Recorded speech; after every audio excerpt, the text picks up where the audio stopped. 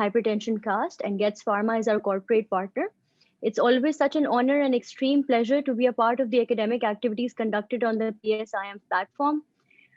We shall begin with the recitation of the Holy Quran, and I'll request Mr. Saad Malik to please recite a few verses. Let's hope that today's session can be as interesting and enlightening as well. For today, we've got a great lineup as well. We hope that this 2-hour session is beneficial for all our audience. We have got two speakers today, Dr. Fawad Farooq and Professor Munir Azhar. I think we will be joined by him shortly as well. We do have Dr. Fawad here. Thank you, sir, for joining us. We also have three panelists today, Professor Feroz Memon, Professor Mohammad Hafizullah, and Professor Tariq Wasim.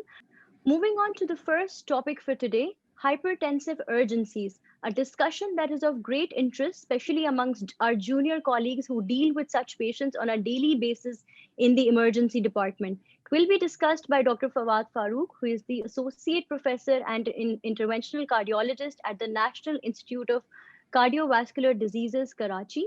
He is the Joint Secretary of Pakistan Cardiac Society and has been actively involved in CMEs as speaker, moderator, and cardiology expert. And he has been extending his support to the medical community via social media and webinars. He has multiple research publications to his name, and he is the author of Basics of ECG booklet. Sir, it's an honor to have you here, and you may please take over for your first presentation. Thank you very much for this generous introduction. I think I should start sharing my slide so that we should straight away jump on to the presentation. Although you have posed a great challenge for me by describing yesterday's event, that we should be that much engaging and make things really understandable for our junior colleagues. I'm sure My subject was directly related to hypertensive urgencies, but the details of urgencies can't be completed without discussing emergencies, because they are, you can say, two things which comes together, and you have to sort out whether you're dealing with urgency or emergency. So you need to know both. So you can't just go ahead and describe just urgencies. So that's why I deliberately added on to my topic, urgencies and emergencies. I personally think they are very, very important for our junior colleagues, for our primary care physicians, whoever is the first line, you can say, in treatment armamentarium should know this subject by heart. So I'm not going into much details. What I'll do, I'll just concentrate on different case scenarios and ask the help of our audience to really help in chalking out what we are dealing with, and give some hints towards that how to identify these emergencies and urgencies. This is just an introduction to what Wafa introduced, my social media aspect, my page and YouTube channel. You can go and can see a lot of academic as well as the videos for public awareness. Let's come into the subject. So just starting with the case. 30 years old, female with palpitation, vertigo and headache for few hours and found to have blood pressure of 190. And what to do in that situation, that I'll give you 4 options now, and want all the audience to take part in this pool, and we'll get the answers that whether we are going in the right direction or not, and what we need to clarify further. These are the options available for this case. Can give crushed sublingual captopril, can give oral captopril, can give captopril plus injectable furosemide, or none of the above. Yes, can we have the pool?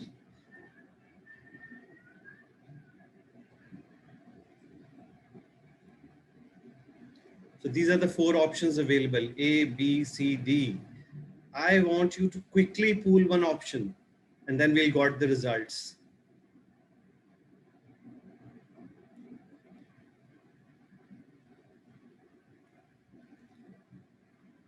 Should I cross it and move to the next slide for the answers?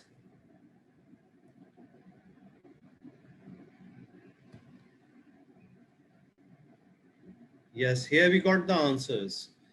Can give crushed sublingual 16%, can give oral captopril 29%, can give captopril plus injectable furosemide 27%, none of the above 29%. A very equipoise kind of situation.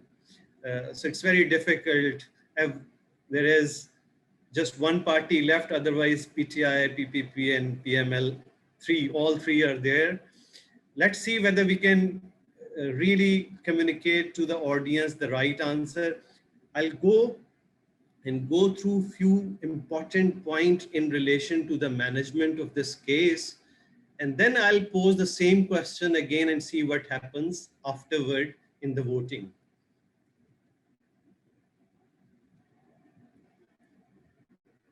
30 years female, palpitation, vertigo, headaches for few hours, found to have blood pressure of 190/90. Now what to do? And we have seen the knee-jerk reflex, sublingual captopril and injectable furosemide. Few were generous enough to give both. Few decided on just one, even opted for sublingual as well. Let's see what to do in such situations. These are the 4 objectives you have to fulfill prior to embarking on management. What is? Confirm diagnosis. First, confirm what you are dealing with. Is it real hypertensive crisis, urgency, emergency, what it is? So first you need to confirm the diagnosis. Even with the diagnosis, you have to really do some search of etiology. Why this happened? Is your patient having any complication with its high blood pressure or not? And are there any other comorbid associated? Unless and until you go through these 4 things and come up with answers, you can't decide about management. And I think you were experts. Even I take few minutes prior to answering. I would have said, I can't answer without knowing the details. But our audience were really expert. They opted does straight away. Now let's come to what is crisis. Hypertensive crisis occur when marked increase in blood pressure causes. The second part is very important. Acute or rapidly progressing end organ damage. That is very important. Just increased numbers are not important. You have to look for whether your patient is having any ongoing target organ damage along with increased blood pressure or not. If it's there, then it is emergency. And we'll come to the classification. But this is very important to understand the crisis, ongoing target organ damage. And according to that assessment, we divide our patient into emergency, urgency, and pseudo-emergency as well. Emergency is the one where you have evidence of target organ damage along with high blood pressure. Urgency, patient has a high blood pressure which is persistent. It's not coming down with conservative measures or taking care of symptoms, but it's there, but without any target organ damage. That's important. And third part, which is you rarely found in conventional books, but you do see practically, a pseudo emergency situation where your patient has something secondarily, maybe some pain, fever, a hard talk with anyone, and for few moments his blood pressure just jump up to 180, 190 systolic, and the moment he relaxes, he's out of that situation. Even without any history of hypertension, this blood pressure comes down. Or you have taken care of the pain, this blood pressure comes down. So that you have to chalk out what you are dealing with: hypertensive emergency, urgency, or pseudo emergency. Now, how to really chalk out, how to make out, that needs a comprehensive assessment considering those 4 objectives which I already have discussed. Just prior to this classification. And the organs you have to look for: brain, major vasculature, heart, kidney, and eyes. Usually in eyes, you don't have acute ongoing target organ damage, usually, but it can happen. But usually the things which really compromises with this high blood pressure commonly are the brain and the heart that you have to look for. Sometimes it do affect kidneys acutely as well, and the major vasculature, which is not that common, but you have to consider aortic dissection and other issues with peripheral major vessels. This is the key, to keep in mind these 4 or 5 major organs and then go ahead and judge your patients: heart, brain, renal, peripheral vasculature, and retina. And this emergency can present as in any form, as an essential hypertension. So that is related to the etiology part. So never ever think that you're dealing with just essential hypertension if you're dealing hypertensive emergency. It can be secondary, it can be other issues. So you have to look for everything. Even drugs can aggravate things and can bring complications as well along with high blood pressures. So always remember these 4 points. And I always ask my students कि ये जब भी blood pressure high का patient आए तो ये 4 दानों की तस्बीह ज़रूर पढ़ लो. डायग्नोसिस कंफर्म करनी है, इटियोलॉजी मालूम करनी है, कॉम्प्लिकेशंस देखनी है और अदर कोमॉर्बिड्स को असेस करना है. These 4 things give you answer about management. How to do that? History, examination, preliminary investigations. And you should be knowing all the features in history of various complications which hypertension can bring by damaging the target organ as an acute event that you need to know. And similarly, your history should be really taking care of the etiology and other comorbids and everything. So a very comprehensive history is needed. Certainly in acute situation, it should be quick, but covering all the points according to those 4 objectives: confirmed diagnosis, etiology, complication, and other comorbids. Then same applies to examination. You have to do a good examination on your patient to see whether he has any evidences related to complication, and even sometimes etiological features can be really picked by a good examination. So that's very important. Then common things which I can say you, as I already told, brain and heart, these 2 should be very comprehensively assessed in relation to brain, neurological status, physical examination, focal deficits. Similarly, heart, any evidence of heart failure, and then coarctation, murmurs, aortic dissection, abdominal bruit. So this just as a quick screening towards the complications, etiology. There's much more to it. So you should be knowing everything about those things so that you can pick on your examination. And then in every patient with high blood pressure, you should be at least doing these few investigations to again picking those 4 objectives. And once you have gone through a good history examination and done these investigations, then you are in a situation that you can manage your patient and decide what need to be done.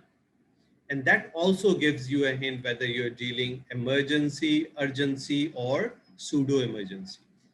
Emergency and urgency is very important. If target organ damage evidence available, it's emergency. You have to embark on management strategy, taking care of both high blood pressure as well as the complication. Urgency, you have time to validate.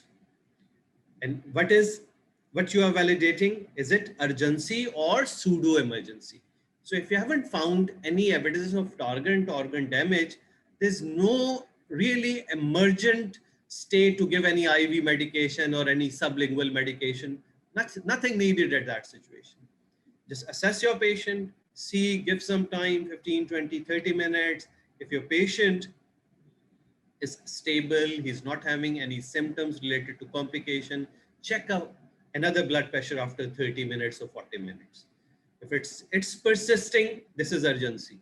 And if come down to from the dangerous limits like below 160 and below 100 systolic, you are dealing with pseudo emergency. That's the way to identify these things. Drugs are also important. Sometimes these drugs certainly made a stable, controlled hypertensive patient to uncontrolled and increased blood pressure, which we commonly use, NSAIDs, COX-2, cocaine, decongestant, oral contraceptive pills, even erythropoietin can bring high blood pressure. So this is the plan of management. But again, I'm stressing on management depends on assessment. Direct बस देखते ही fire नहीं मार देना है, देखना है कि वाकई जो डील कर रहे हैं वो मुजरिम भी है या नहीं है, सिर्फ मुल्जिम है या मुल्जिम भी नहीं है. तो ये तीन टर्मिनोलॉजीज याद कर लें, मुजरिम, मुल्जिम और बेकसूर. Mujrim is your hypertensive emergency, Mulzim is your urgency, and Bekusur is your pseudo emergency. So you have to decide among these three what you are dealing with and then embark on management strategy. Now, let's see. अब मेरा इम्तिहान होने जा रहा है, दोबारा से हम रीपूलिंग करेंगे इस पेशेंट पे. और अभी नहीं, मैं थोड़ा सा आपको वो असेसमेंट का पार्ट भी दे देता हूं और फिर देखते हैं कि रीपूलिंग के बाद लोग किसको वोट करते हैं. 30 इयर्स फीमेल, वही सेम सिनेरियो. अब इसमें आप देख लें हिस्ट्री में सिवाय एक कुछ हेडेक के और कुछ भी नहीं है, nothing related to complication. But even then, I am giving you these 4 objectives you have to assess, and then this is the result. After 20 to 30 minutes, keeping her in relaxed environment with 2 tablets of paracetamol, blood pressure reduced to 130/80. Without any intervention, nothing positive in history examination or preliminary investigation. Coming to the pools again. Question 1. Can give crushed sublingual captopril, can give oral captopril, can give captopril plus injectable furosemide, none of the above. चलें भाई pool कर लें जल्दी से, और फिर results भी आप खुद ही लगा दीजिएगा. लेट्स सी इम्तिहान में मैं खुद पास होता हूं या फेल होता हूं. And then we'll move on to the subject again. I think we can give a minimum time, just 10 or 15 seconds, and that we'll be announcing, because you're going to have 3-4 much. Oh, अभी भी satisfactory नहीं है. पाकिस्तानी कौम को समझाना इतना आसान नहीं होता है. इलेक्शन तो जीत गए हैं लेकिन लैंडस्लाइड विक्ट्री नहीं है. तो अब एक पार्टी की तरफ तो आ गई है ऑडियंस, लेकिन 65%, yes, this is the right answer, but still 65%. Can I share my screen? Yeah. So none of the above, because you have seen without doing anything, just in 20-30 minutes, your patients really comes to normal. And this was purely pseudo emergency. That's the key. Blood pressure increase, assess ongoing target organ damage. If it's there, then emergency management needed. Otherwise, just wait for a while and see. If it's a patient really comes to normal, then just further titrate the pre-existing medication and send home. If it's still high, then you have to give 2 or 3 oral medication with a rapid follow-up, and advises towards that if you develop anything of the complication, you should be going hospital again. That for the urgency. So in this case, we were dealing with pseudo emergency. Let's come to our second case. 55 years male, known diabetic and hypertensive, non-compliant to treatment, complaining of indigestion since 2 hours, temporarily relieved with antacid, but constant for last 15 minutes. Found to have a blood pressure of 190/90. So there are few symptoms with increased blood pressure. Certainly, we need assessment. So I'm giving some clues after assessment. We did comprehensive history examination according to our 4 objectives. And out of these, everything were normal. The ECG which we did was this. I'm just pausing for a few minutes. Want you to see this ECG. A patient with a background of indigestion for few hours, which is persistent for last 15 minutes with increased blood pressure. Now I just want you to answer, is this urgency? Is this emergency? Or is this ACS with hypertensive emergency or none of the above? We can pool. Sorry, the B is hypertensive emergency. It's written there urgency, but B is hypertensive emergency. The first part is hypertensive urgency, hypertensive emergency, ACS with hypertensive emergency, or none of the above.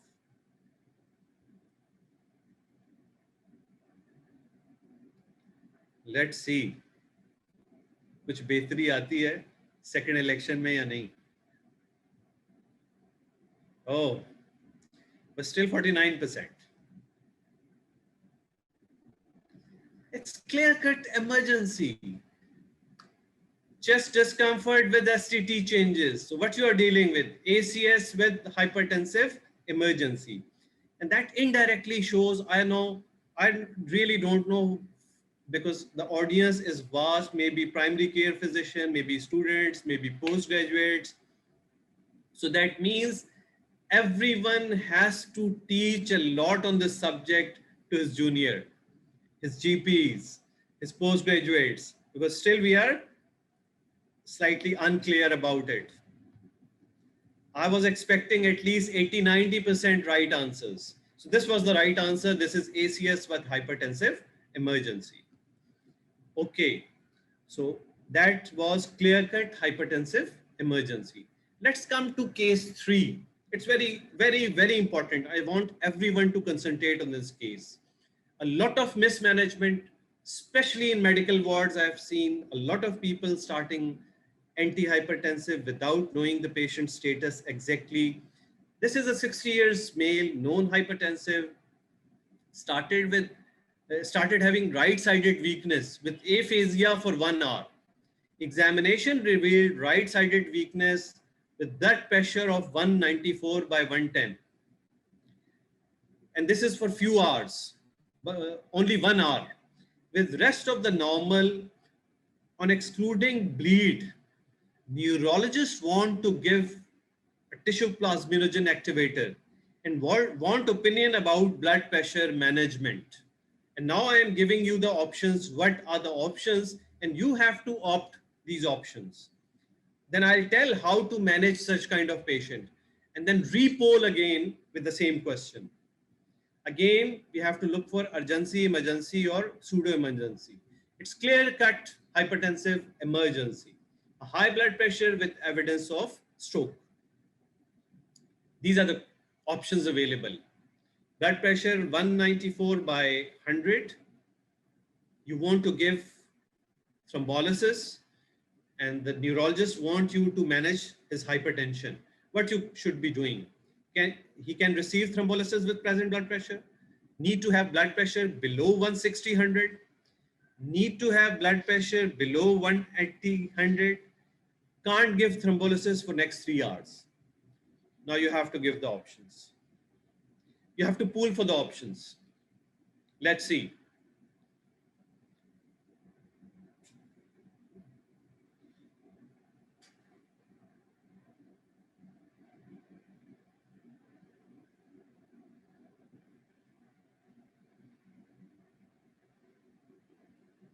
I want everyone to participate. This is not an issue. And I'll tell you the answer. Need to have blood pressure below 160/100, 47%. Can't receive thrombolysis, 9%. Need to have blood pressure below 180/110, 23%. Can't give thrombolysis for next 3 hours, 21%. So if you don't give thrombolysis in next 3 hours, this stroke will be full-fledged and the patient will really lose his brain. So this is a totally out situation, but I'll tell you how to manage such situation and hope at least 80-90% of the right answers. So want you to concentrate on this algorithm, which I'm going to tell you. Acute less than 72-hour symptom onset, ischemic stroke and elevated blood pressure. What to do in this situation? I'm giving you both options. If your patient qualifies for thrombolysis, then lower blood pressure less than 185 and less than 110. That's needed. It's not 160. Less than 185 and less than 110.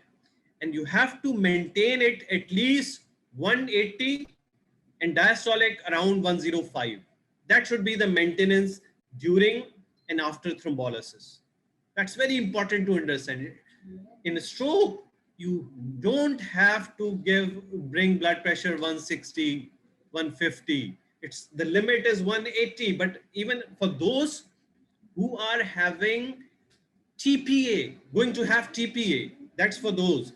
But if your patient is not qualifying for thrombolysis, and then your blood pressure, if his blood pressure is less than 220 by 110, don't have to do anything. So in an ischemic stroke, your blood pressure during first few hours or even days, first 3-4 days, it should be around less than 220, 110. If it's going beyond that, then you should be treating. Otherwise, you shouldn't be dropping it down. It's 180 to 105 is for those who are going to receive thrombolysis. If they're not receiving thrombolysis, you should be only acting on the blood pressure of greater than 220, 110. And even for that blood pressure, lower blood pressure, 15% during first 24 hours.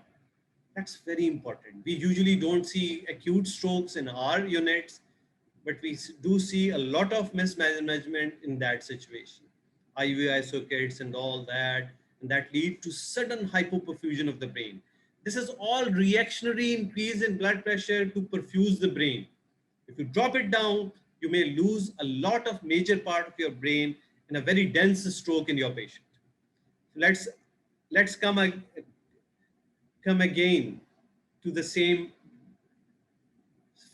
options. Pool again. Can we have pulling? Yeah. So want you all to take and at least want 80%. Then I feel I am failed.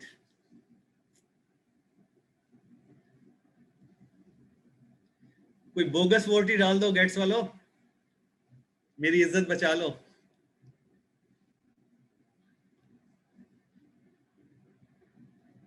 Oh, still 60%, but at least 60% passing marks.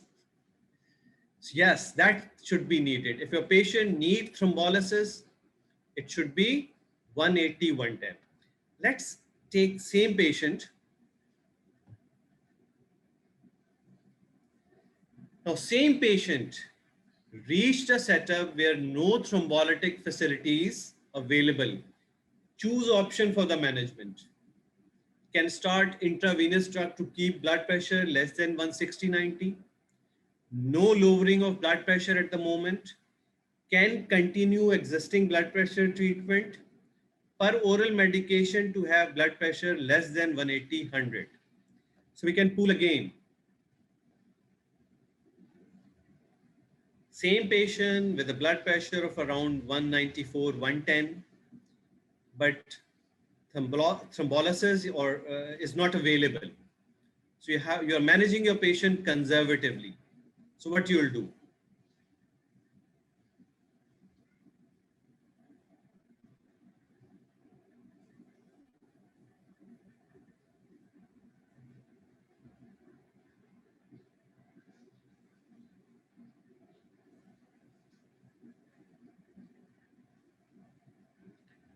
Equipose again. ये तो बहुत पढ़ाना पड़ेगा भाई सबको. This patient needs no treatment at the moment. His baseline pressures are 195 by 110. So way beyond less than 220, 110. So you don't have to do anything for that. Just observe him. So the right answer is no lowering of blood pressure at the moment. Let's come to our case 4, 64 years, hypertensive male, admitted for hernia repair.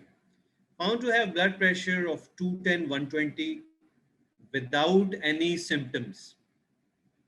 Presently on beta blockers and ACE inhibitors. Opinion for further management. So what you'll do in that situation? You're called in a surgical unit. This patient is on bed for surgery next day.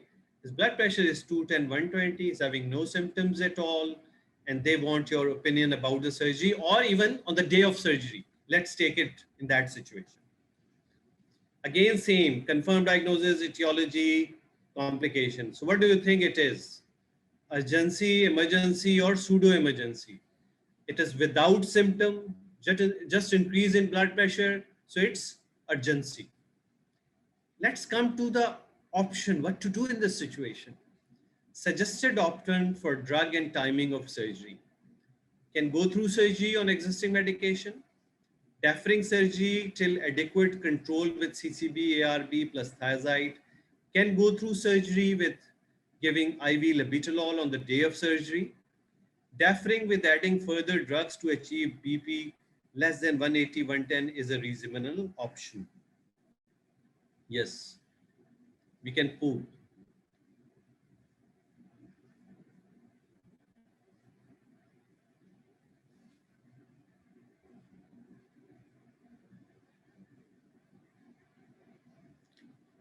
And I'll tell you how to manage it and repool again.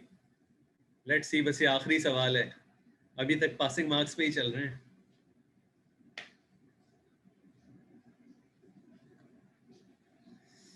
Can go through surgery, deferring surgery till adequate, can go through surgery with IV labetalol, deferring with aiding. Actually, what we'll go with guidelines. In practical situations, sometimes we are very much pushed with patient पता नहीं कहीं गांव से 3-4-5 घंटे का सफर करके आया हुआ है, कोई ऐसी इमरजेंसी स्टेट नहीं है, आपने ब्लड प्रेशर थोड़ा सा डाउन करवा लिया और फिर सर्जरी कर ली, रिस्क इतना ज़्यादा नहीं है. But let's see what the guideline says about it. Even it's not class 1A, it's 2B. That in patient with planned elective major surgery, but it's certainly major surgery, and systolic blood pressure of 180 or higher or diastolic 110 or higher, deferring surgery may be considered. Safe part for a patient with additional risk, especially diabetic or old age, it's adequate to defer and bring him after, but confirming that is it pseudo-emergency, pseudo-urgency or urgency, because sometimes stress of surgery usually increases the blood pressure. You can relax your patient, take care of symptom, blood pressure is gone down. That's again important to understand. So this, considering this, let's repool it again and want your answer according to that guideline situation. What do you think? Pool 5B. The same question again, pool. So what should be done in a patient with mild to moderate risk, as this was an old patient with a high blood pressure above 220 and is going through an herniorrhaphy, which is not a very urgent surgery. So what should be done?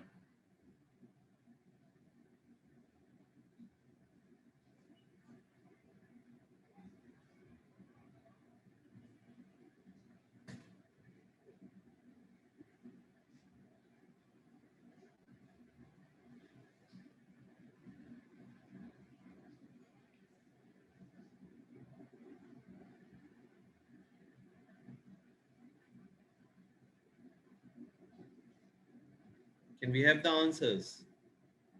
Okay. Yeah. It's not actually the last one. I personally think that deferring surgery till control with adding other drugs, that would be the right options rather than this. So with that, I'm almost coming to the end of my presentation.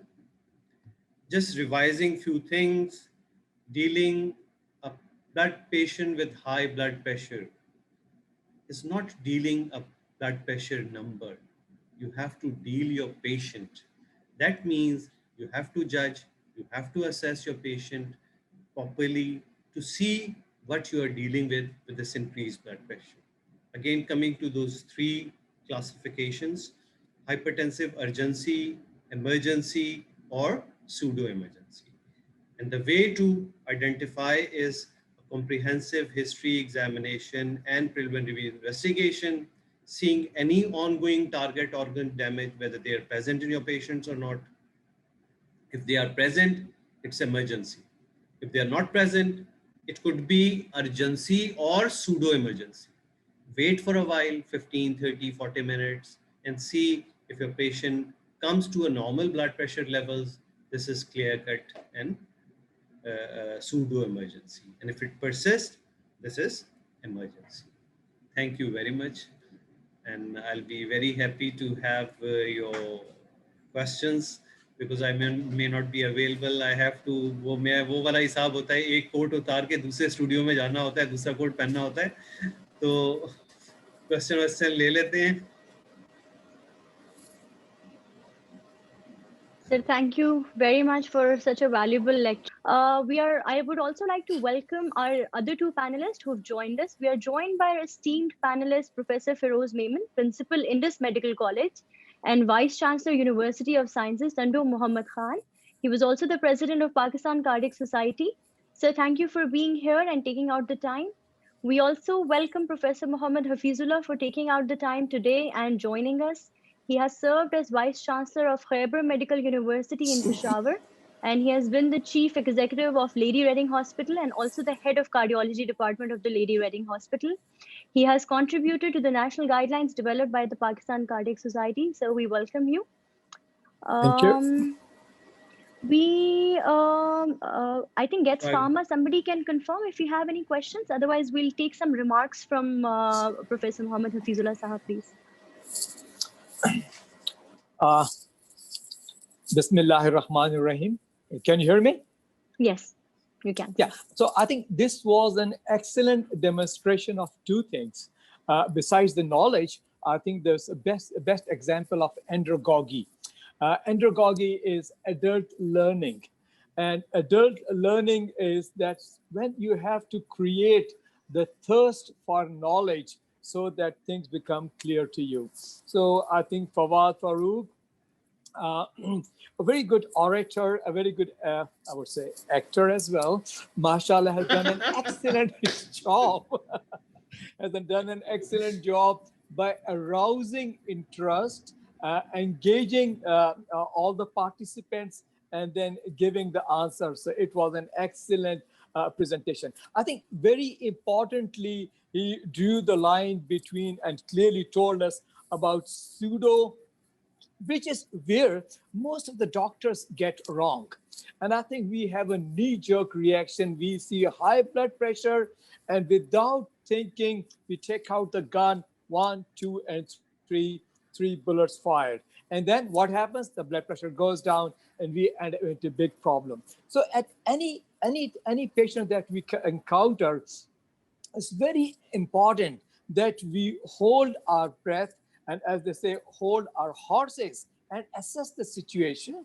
Just because we have found very high figures on a manometer, that does not mean that that creates urgency. That may have been there for some time, or they may have been here for some other reason than actually high blood pressure. So I think that is very, very important. The difference between a good doctor and a bad doctor, or between a doctor and a paramedic, or a doctor and a nurse, is that you look at the situation, assess the situation, try in your mind and find out the answer. What could be the cause? And is there any complications? And then try to solve the problem accordingly. The answer for high blood pressure is not equal to hitting in with drugs like captopril or nifedipine or more nefarious IV Lasix. That is not in. I think what he has tried to show us, and very nicely, is advice, is sort of paint for us situations like angina, like CVA, like a surgical situation. And perhaps one thing he missed was in pregnancy, in cases where we really should be acting rather swiftly. But again, in angina, I think it is in our enthusiasm, we should not try to bring the blood pressure very low, because the patient has angina, but if you bring the perfusion pressure low, you may actually end up into more problem than solving problems. That's one. Secondly, in CVA, luckily or unluckily, we don't have TPAs, So we are not confronted with that sort of situation, which is unfortunate, but we must realize that in CVS, we do not bring blood pressure crashing down. In pregnancy, if somebody has a background of pregnancy, then a background of hypertension, then you should try to admit people who have got blood pressure more than 170. That becomes an emergency for us. And we see every day in and out patients going for surgery, blood pressure more than 160. Anesthetist takes out a red pen and writes, patient blood pressure is high, so surgery cannot be done. That's not true. But even in those cases, we should analyze how much is the part played by anxiety, how much is the part played by tension, and what is the actual blood pressure. And I think in those sort of situations, we can use ambulatory blood pressure or checking blood pressure beforehand or sedating patients. So again, in that situation, I think the last thing you want to do is to give in crushed captopril, give in something immediate, because most of the time surgeries are not urgency. So in all these situations, I think we should exercise lot of caution, and if I may say, lot of common sense. Common sense is what Fawad has been talking to us, that we should use our common sense. We are not treating figures, we are treating a human being with all its complexities, with all its problems. So we have to deal with a human being like a human being. Excellent job, Fawad. And I'm surprised you have not been able to get 90% marks, but I will give you 90% marks on my criteria. Thank you very much. Sir, thank you. Thank you very much. Indeed, definitely. I think we've learned two things: to be patient and to use our common sense, especially, and not to jump to decisions. While we wait for Professor Munir Hazar, he's our second speaker. So I'll just request Professor Feroz Memon, please, sir. Would you say a few words as well?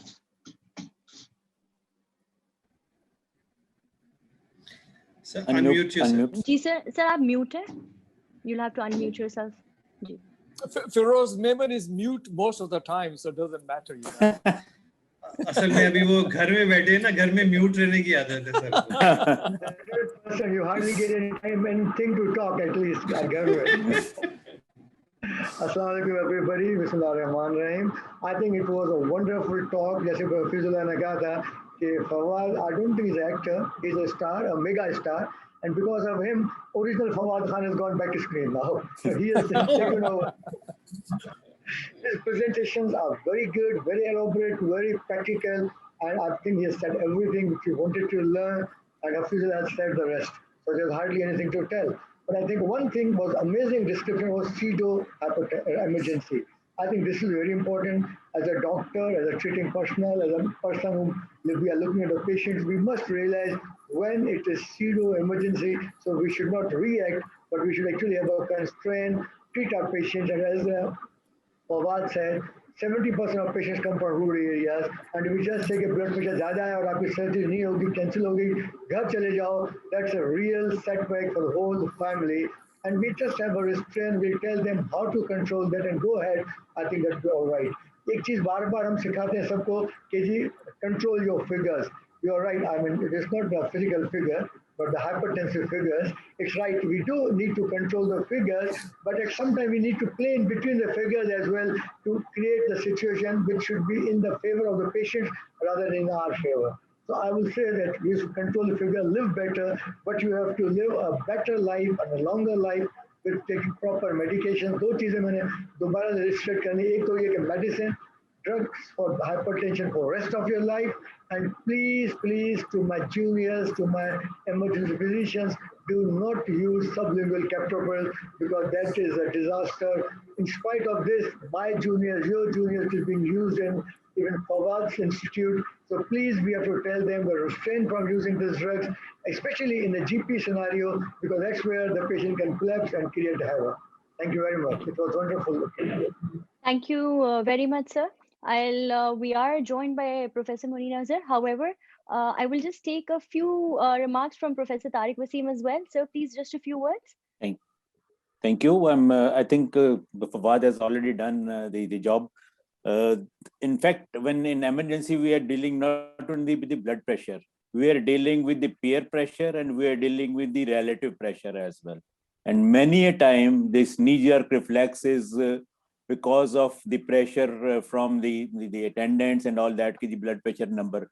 Or the second thing I add to Dr. Feroz Memons, in addition to this captopril being banned, an over or misuse of diuretics as well. Because many a time what we happen is the first response is that they are juniors, house officer, the first person who attends the patient, he gives the diuretic and then sublingual captopril as well. And Fawad can tell me that giving together in someone, and we have seen the emergencies like acute renal emergencies, all that happening. So we still need to teach and train our juniors a lot. Fawad has observed the response even today that after an initial, lecture, we still were not able to sensitize. So I think in addition to this, we on a daily basis, we have to stress on our juniors. And in spite of all that, we have seen hardly, although I'm thanking